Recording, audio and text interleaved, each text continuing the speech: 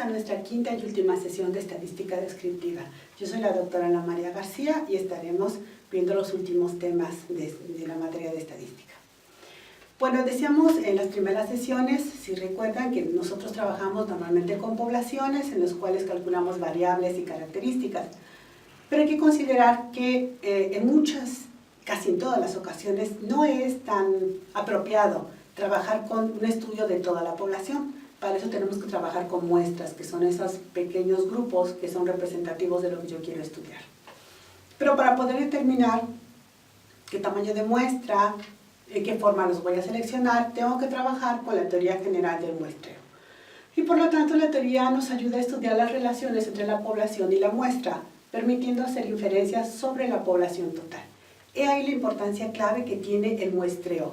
Debe ser de tal manera válido y representativo que si yo analizo a 5 personas y estas son lo suficientemente representativas, puedo decir que lo que estudié en esas 5 personas representa al resto de la población que va a ser integrada en el estudio. Ventajas, indudablemente, reduzco costos porque no es lo mismo entrevistar a 5 que a 50 o a 5,000, y reduzco tiempos justamente por la misma razón, ¿no? Es mucho más, menor el tiempo que requiero para ir con 5 personas, entrevistarlas o encuestarlas, que para ir a buscar a 50,000. Eso sería muy complicado. Por lo tanto, la teoría general del muestreo nos permite hacer esta reducción de costos y tiempos.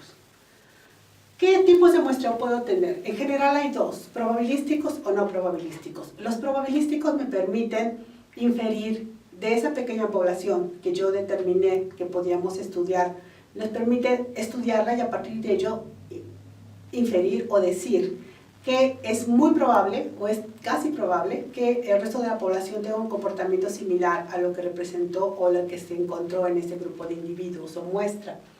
En cambio, los no probabilísticos, al no tener una representatividad, al ser elegidos con menor rigor estadístico, lo único que me representan es el valor que puedan darme ese grupo de personas, objetos o cosas que yo haya estudiado. Debemos tener mucho cuidado, no puedo hacer una inferencia o decir que asumo que la población se va a comportar de la misma manera si yo ocupé un método de muestreo no probabilístico. Los métodos más comunes en el probabilístico son aleatorio simple, sistemático, estratificado y por conglomerados, y en el no probabilístico el bola de nieve, por ejemplo, o avalancha, y por conveniencia, que son de los más comunes.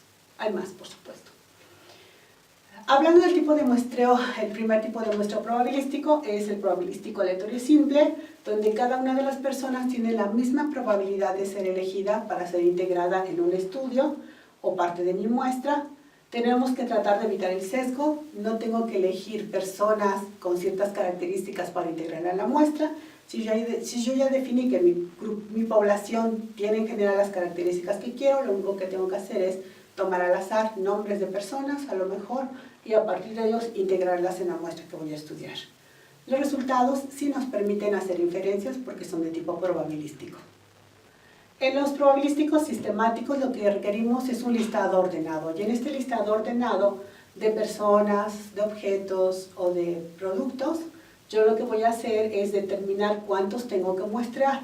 Por lo tanto, ordeno mis 100 personas y ya sé que si voy a extraer 20, que cuento 5 y cada 5 personas va a ser quien voy a integrar en la muestra. Importante tener un listado ordenado para que este tipo de muestreo sea apropiado. El tercero es el muestreo estratificado, donde lo que hacemos es dividir a nuestra población, o se divide de manera natural en grupos homogéneos o llamados estratos, que aunque internamente son parecidos, entre ellos tienen diferencias, por eso son heterogéneos. Establecemos un número relacionado con la proporción de cada estrato, porque si decimos que tenemos un estudio donde vamos a analizar a estudiantes de diferentes licenciaturas, porque su percepción puede variar, entonces yo tengo que muestrar, dependiendo del tamaño de la población de estudiantes de cada licenciatura, obtener cierto número e integrarlos a mi muestra, y al final se establece que los resultados van a tener un peso relacionado a la proporción de los cuales yo los incluí dentro de mi muestra o estrato. El tercer tipo de muestreo probabilístico es el muestreo por conglomerados, donde lo que hacemos es tener semejantes al muestreo anterior estratificados, pero la diferencia es que estos grupos o conglomerados están diferenciados geográficamente. Un ejemplo claro es por colonias, por universidades por regiones electorales, por ejemplo, en las cuales pueda yo hacer una diferenciación de mis grupos de población. El tamaño de muestra, entonces, en los estudios de manera probabilística van a estar considerados por esta fórmula, donde no solo encontramos o no solo trabajamos con el tamaño de muestra final, sino con el tamaño de la población, el valor en Z de la curva normal que vimos en la sesión anterior, la probabilidad de que sea un éxito la persona que yo integro con las características que requiero y, por supuesto, un error muestral. ¿Cuáles son parámetros de confiabilidad dentro de mis estudios? Si yo hablo de estudios de tipos sociales, una confiabilidad del 90 al 95, que son valores que tengo que incluir en mi fórmula para determinar el tamaño de muestra, es apropiado. Pero en el caso del área de salud, un 99% es lo mínimo recomendado.